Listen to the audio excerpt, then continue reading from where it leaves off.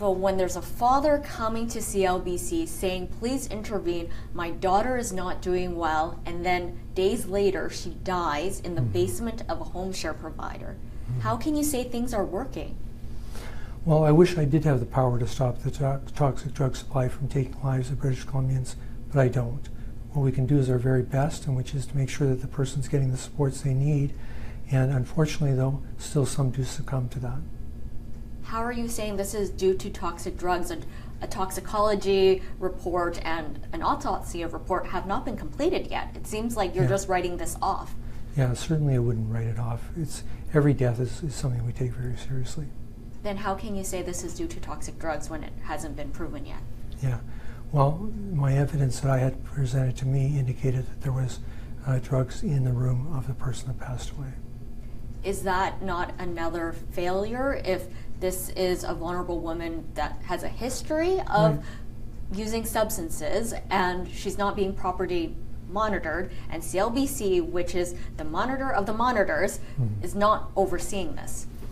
Well, we are overseeing things, but what I think is not understood is our population is not simply people who receive services, but people that make decisions for their lives.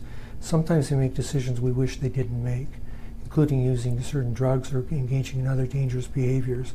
So we don't have the legislative authority to restrict or detain people, and they will at times do things that are concerning. It sounds like you're blaming the victim here in this case. If she was living with FASD, right.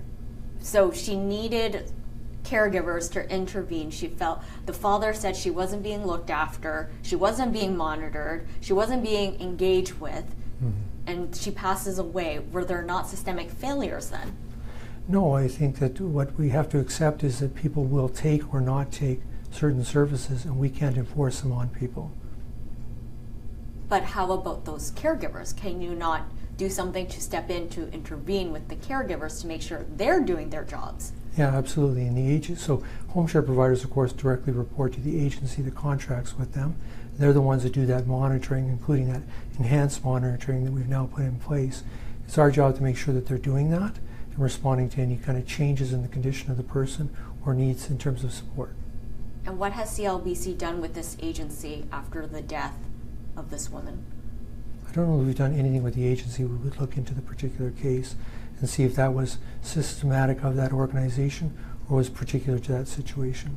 How about at the group home where Ashley died back in November? Well, as I said, all deaths involve an investigation when it's unusual circumstances.